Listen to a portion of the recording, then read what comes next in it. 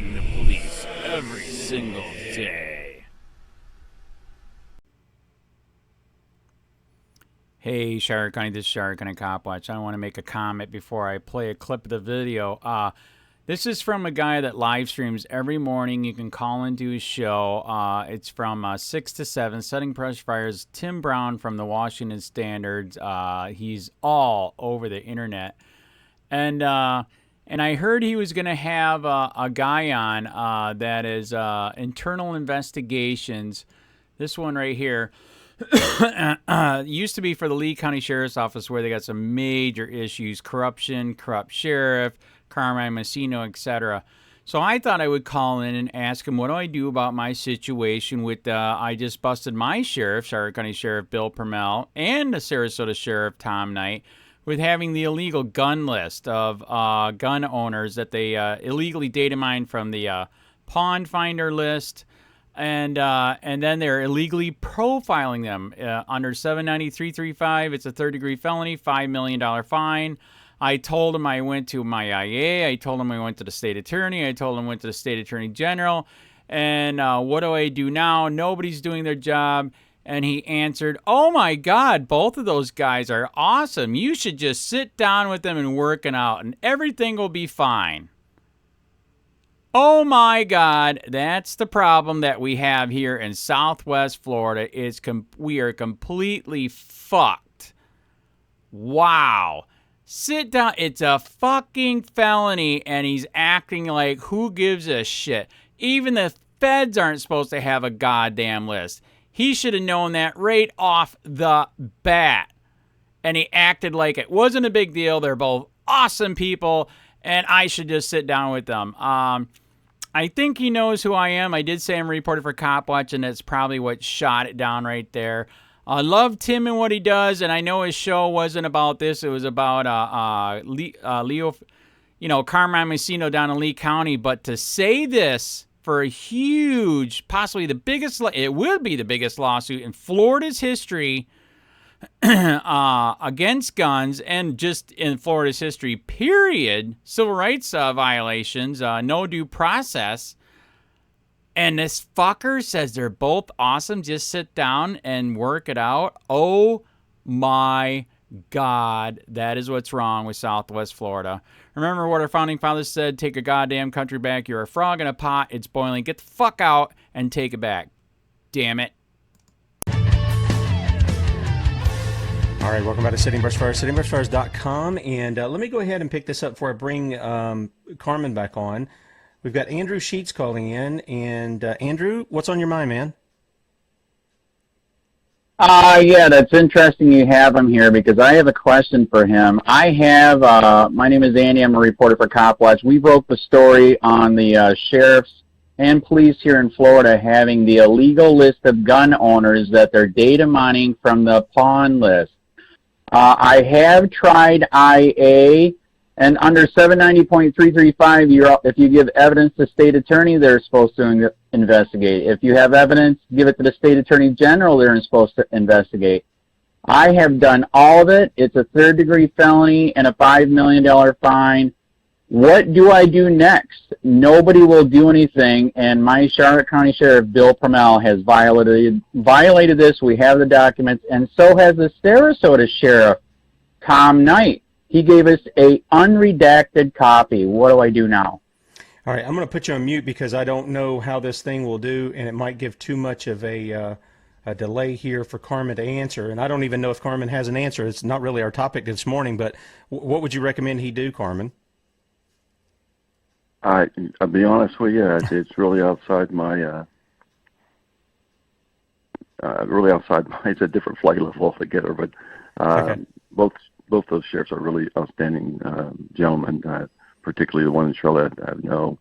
And I'm sure that if he would just go in and sit down with the sheriff, he probably could straighten that out.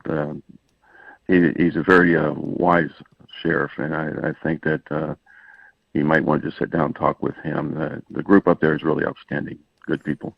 Okay. All right. I don't know if he's done that. I do know that the documents have been brought out. We put out some stuff because it was carried by Emoland, and Andrew passed along to me and I posted it over at Guns in the News as well. And so there's clearly something that's going on there, some engagements of stuff that are against the state law. But anyway, that's not really our topic. Thank you for calling in, Andrew. Appreciate you doing that, man, because we've got several things to cover here. Okay, Carmen, is there anything else you wanted to add to the part that would be the fraud area that we're dealing with? Welcome back to the Hank Strange Situation. Lifestyles of the Locked and Loaded. All right, welcome back to another breaking news with AmmoLand. Of course, we've got my friend John Crump of AmmoLand News joining us here, and today we're going to talk about bogus Florida firearms registries, which we've spoken about before. Excuse me. We're just going to do a follow-up, right, John? That is correct. We are going to do a follow-up, Hank. Okay, so just in case there's folks out there that are watching this and they're not aware of the first story, just bring us up to speed on the initial story that folks can find on AmmoLand. I don't know. Let me see if I can pull it up. Check out AmmoLand News if you can, by the way. Yeah, go down to contributors, then you can click on that, then click on my name. It'll be on there. Yeah. If you want to look at it. Basically, there is a county called Charlotte County, Florida, which was compiling a list of gun owners by using the Finder database. The Finder database is what they use for pawn shops. They take the information and they send it over, and what it's supposed to send over is the serial number of the gun, make and model, so they can run the numbers to make sure it's not stolen. Okay, yeah, this is just Florida law. I'm sure there's other states that have similar law. If you're selling a gun, to a gun store, there's a particular process they go through, right? And a specific database of information that's held for some period of time to make sure it's not stolen. Well, what happens is it's supposed to go over to the sheriff's department. They run the serial number. If it doesn't come back stolen, the data's not supposed to be kept. Okay. This is in accordance with a Florida law. Mm-hmm. And so how long is that information supposed to exist before it goes away? Only until they run the data. Okay, so once they run it, if that gun is not stolen and everything's clear, then that info is supposed to disappear. Yeah, they're not supposed to have any list of gun owners due to a Florida statute. I think it's 790.335. 790.335. Okay. So because if you do that, you have a de facto registry, which is illegal here in Florida. You definitely do. Firearms, yes. Okay. So the initial story we did was that there was a specific sheriff, I think in Charlotte County, that was engaging himself in this activity, somehow getting info and then copying that info out and creating his own database. Is that right? Yes, but it turns out it's past Charlotte County, and Charlotte County was also sharing the information with other departments. With other counties. Okay. And so initially when we put up that story, before we get into the follow-up part of this, there were a lot of people that actually reached out to us. We had a lot of information sent our way, thanks to the folks that were doing that. We also invited people, if they felt they were victims of this, to reach out to us. So there's a lot of things that you've been going through because of that. It's going to take us some time. There's a lot of information. There's actually like a really deep story, I think, at the root of this. Are there any little things in there that you want to catch up on that maybe folks might not know or aware of since you put out the initial story?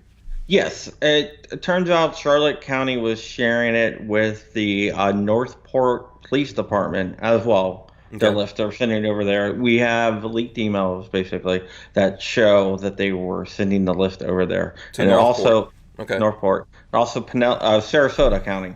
Okay. Was also doing it. Sarasota Sheriff was also compiling the list through the Finder database.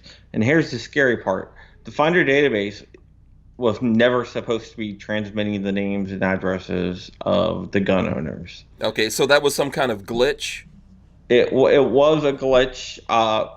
Letter, which is the nonprofit corporation which designed the system, went ahead and fixed the glitch. We Okay. have information from an unknown source, an unnamed source, who've not allowed to speak about it, but we were able to confirm through that source that they did fix the information. Now it's only transmitting the make, model, and serial number of the firearm, which is what it's supposed to be doing.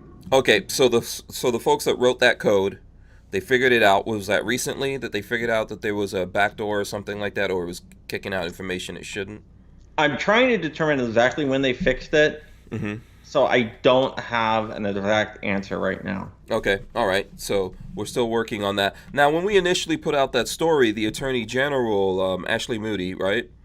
Yes. A lot of the feedback that you got from the Charlotte County Sheriff's Office, and even from Ashley Moody, I think, was that this registry, or what these guys were doing, was not illegal. Is that true? Well, Ashley Moody never responded to us. Okay. The local prosecutor's office, the local attorney general for Charlotte County, the attorney's office for Charlotte County, came back and said it's not a list.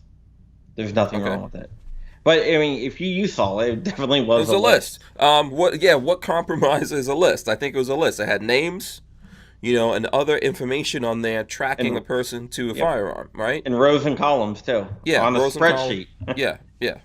So it's like kind of like, what's the definition of is, one of those kinds of things that they were trying to use to say they weren't doing something illegal. That was the feedback. So now, what's the follow-up? Go ahead. I call it the Bill Clinton excuse. Yes, exactly right. So now, what's the follow-up on that? What's the developments that are coming out now? Now, due to the awesome work that Florida Carry has done, and also the public pressure, so everyone out there who contacted Ashley Moody or whoever, the public pressure really has worked. Okay. And our state's attorney, Amira Fox, is now investigating the misuse of the system, and it does appear that there was a misuse of the system. Oh, okay. So they're investigating it. This is like the initial phases or stages of their investigation? Yes. They have subpoenaed and pulled records that that's all I can say about that. They subpoenaed and pulled specific records. Okay. And then they're talking specifically to certain counties. Correct. And Letter, which is the nonprofit corporation which designed the Finder system. Okay, which wrote the code. Okay, it seems like there was a gross misuse of the system. Yeah, I would say it's gross. So when you were looking at this, just give us, or I know there's certain things you don't want to talk about, but what's the numbers of this list? Like, how deep was this list? It was fairly deep. Anyone who went to a pawn shop that pawned a gun. When you pawn something, you don't sell it. You give it as collateral until you can pay back your loan, then you get it back. It was every list. I saw thousands and thousands of names on there. Okay, 10,000, 20,000, 30,000. What are we talking? Probably closer to about 60. 60,000. Okay. Yeah, and here's another thing. One of the places, Sarasota County, when a reporter requested the list, sent an unredacted list, which is also a big no-no because you have names, addresses, everything of gun owners. So if you want to target someone for robbery of a gun, now you have a list. And anti-gun groups would love to get their hands on that. Yeah, effectively doxing people. So this reporter sent that to you? What happened was there was a reporter that requested a list. He was thinking that he was going to get a redacted list. Okay. But they sent him an unredacted list. Unredacted list. So basically, if they sent it to that reporter, anyone else requesting it that they responded to, that got out there, right? Yeah, and we have seen anti-gun groups try to get list of gun owners in Washington State, and recently in Pennsylvania, an anti-gun group called Gun Sense US tried to get private information of gun owners from the sheriffs up there. And the funny thing about that story is, not to get off on another story, but after I released my story, I put their email address and contact information and the story. They wrote me requesting or demanding that I take off their private information because they didn't want their information out there. Yeah, but they're putting other people's information out there. I think, look, some people looking at this might think this is just a Florida issue. This is definitely going on around the country right now, right? I'm sure there's other places all around the country, other sheriff's departments, other counties using the same software that had this kind of glitch in there that people were getting access to. Well, the Finder software is unique to Florida. It is? Okay. I've checked other states. I've checked Virginia, and I've checked Pennsylvania, and a few other states up and down the East Coast. And I haven't been able to find any, so that's a good thing. Okay. Yeah, that is a good thing, because there are people that want to get to create these lists. These lists should not be created. It violates in so many different ways our constitutional rights, you know. If the software ran correctly, this never would have happened. Right. My question is, why isn't it automated? Why doesn't the software go ahead and run the serial number once you enter it in and check for a stolen gun? Yeah. I know in Virginia, I used to own a gun store in Virginia, and the gun store, we had a system where we could enter a serial number, and it will say if it's a stolen gun or not. So people could come into the gun store if they wanted to do like a transaction, but they don't wanted to go through the whole, transfer system. They could pay a $2 fee to a gun store, or how much the state charged $2, but whatever the gun store wanted to charge them, they can run the serial number to see if it's not stolen. And that was like automatic. It wasn't going through a system. So I'm wondering why Florida doesn't have something like that if other states do have stuff like that. Yeah, why is the sheriff in the way? Now, at the end of the day, so let's switch back to Florida. Here in Florida, well, I guess anywhere, to be honest with you, if the sheriff is somehow in that system, he has a responsibility to not abuse that, right? Correct. It's a felony to keep a list of gun owners in Florida. So let's say there is, for some reason, there's law enforcement in the middle of that system. If there's nothing wrong, if there's no crime committed there, if that gun's not reported stolen, they need to move on. They need to deal with, this one was reported stolen, let's follow up on that. But if it wasn't, they don't need to be keeping a list of individuals who are pawning their guns. So the list that was sent out to that reporter, do you know how big that one was? I would have to look again. Okay. That was large. Several hundred names. Several hundred names. So what can people whose names are on all these lists that are being compiled, what can they do about this? Or do we have to sit around and wait for you said there's state's attorneys looking into it right now? Not the attorney general, right? Well, the state's attorney who works under the attorney general, and they won't investigate anything about the attorney general's go ahead.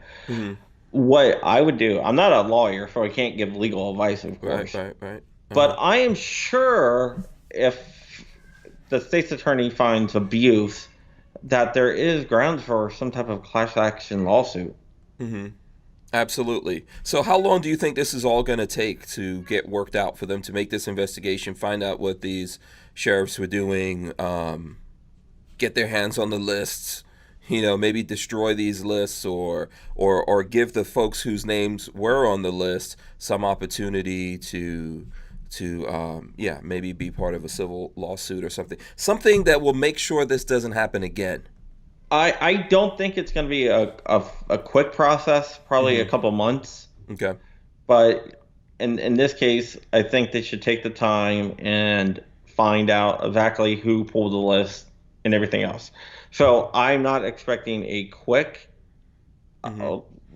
resolution, and I don't want a quick resolution. I want them to take their time and find out exactly who pulled what. Okay, and this article, we talk about stuff a lot of times before it comes out. It's not out yet, right? No, it comes out Wednesday. Okay, so you guys will be seeing this particular video Wednesday once this comes out. What's the meat of what's going on here in your story? What's the big thing that you found out, and what was your process of finding out this information?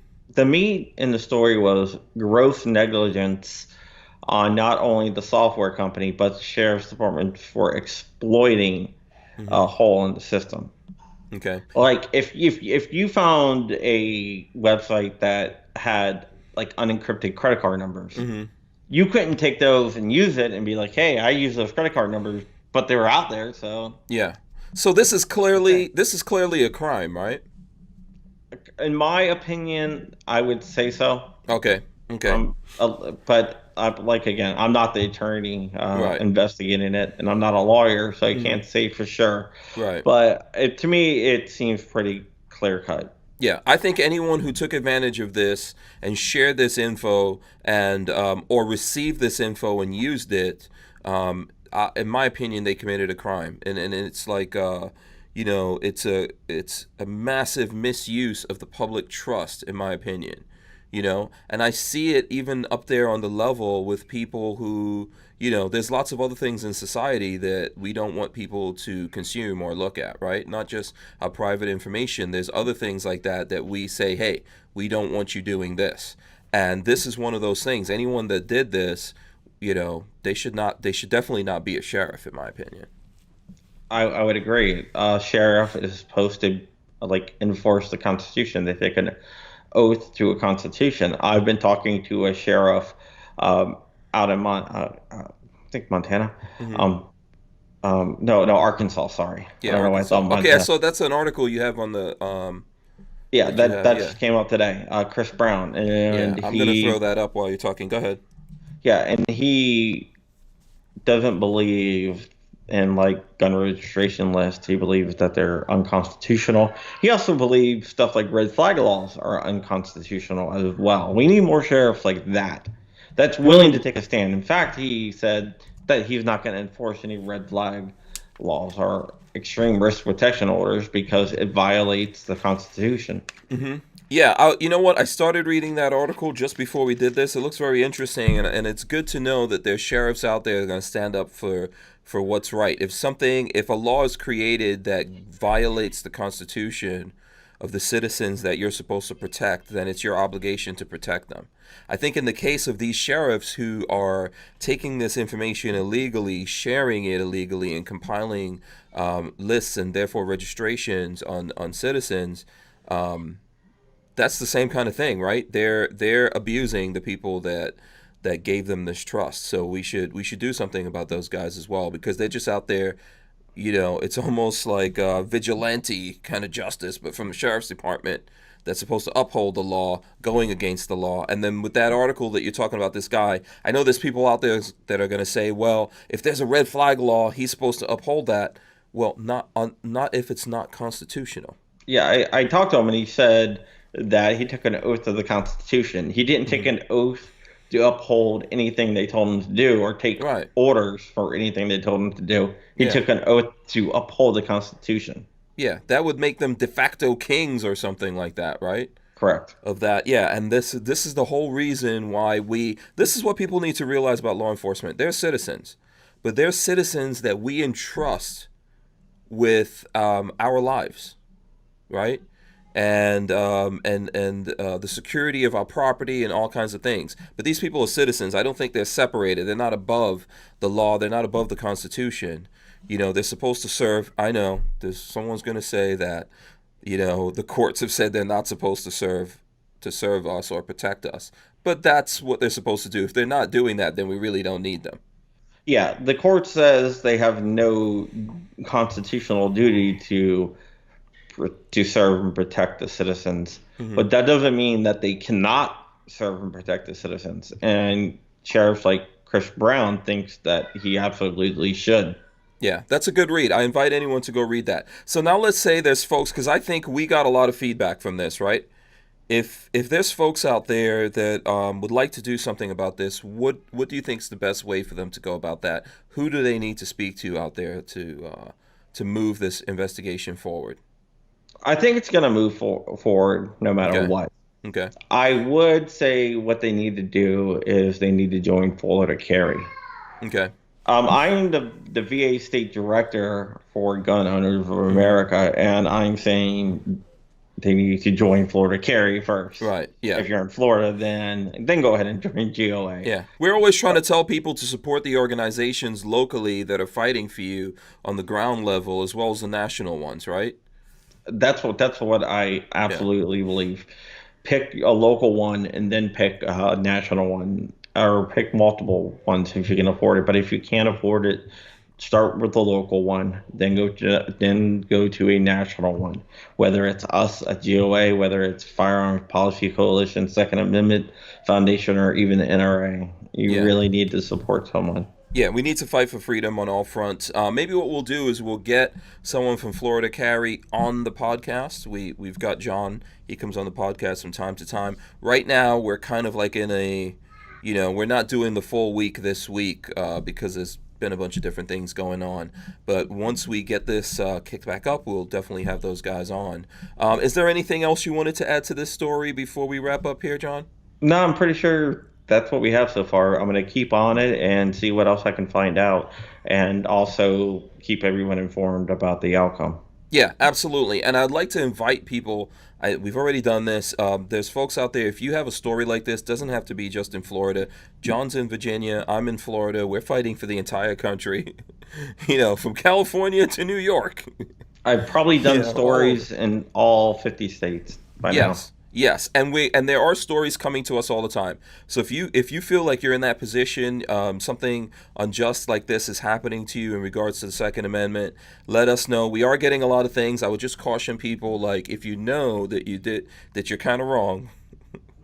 We will find out. Yeah, because we have to investigate these. I know there's some people reaching out to us, and if you're wondering why things haven't been done about it, is because we have to investigate it, look into it, and make sure this is legit before we, push further time. But it does take up a lot of John's time to look into all of these things. So help us out, and if you know that you have a good cause here, then let us know. If not, maybe take another route. When we started doing this, I told Hank up front that about 99% of the stuff that we get is going to be BS. Yeah. And I think he's learning that right now. Yeah, I am. But listen, we want to do this because we want to help people. Yeah, exactly. We want to help people. We're willing to do the work. We're willing to, but it needs to be just causes, right? Because there's folks out there that are looking to kind of like stop us from doing what we're doing right now. And if we get behind the wrong people here or put out the wrong things, it'll just make it worse. And at the same time, there's folks out there that have been done wrong, and they really do need the help. So if you're kind of like burning up our time, you're getting in the way of that. So try not to do that, if possible. Correct. How can folks get in touch with you, John? On Facebook, Real John Crump. Instagram, Real John Crump. If you have a story, contact me over on Facebook. It's probably the easiest way. Twitter, I'm at CrumpESS, and I have a YouTube channel, John Crump 2. And if you like my work, you can always support me on patreon.com/John Crump. That money goes a long way. I have something called the 2A Project at 2aproject.com, where we're going to be giving away a KENNETH to a single mom. And awesome. Then after that, we're going to be doing an AR for a single dad. Cool. Yeah, I like that. I need to. You need to come on the podcast, and we'll talk about that. I know I was supposed to do that last week. I totally forgot. Sorry. Yeah, I'm gonna be out at Red October this week. So. Oh, okay. All right. Yeah, we'll get it worked out. I think that's a good cause. If anyone wants to know any further information about that, or you want to help out John with what he's doing, get in touch with us. We'll be here doing this. Definitely check out the podcast. It's on the Lifestyles of the Locked and Loaded channel. I want to invite everyone to comment here. Tell us what you think about the story. Make sure you thumbs up, subscribe, and of course ring the bell so you can be notified every time we put up videos like this. We're going to get into a rhythm here once we get a whole bunch of different things worked out, and we'll be doing this more often and covering lots of different stories from coast to coast here, John. Yeah, no sleep for you. Huh? Yeah, you don't get any sleep already. Yeah. Remember, you can subscribe to my YouTube channel as well at John Crump 2. You can ring the bell and do everything that Hank says. Yes, always absolutely. forget to tell people to do it, but go ahead and do it. Please do support John. He's doing great work here. So the guys at AmmoLand. So support those guys. I don't know. Do you have anything else to add here before we get out? No, if you're out in Vegas this weekend, hit me up. I'll be out there for Red October. Red October. Okay, cool. All right, guys. Thanks so much. We'll see you. Peace.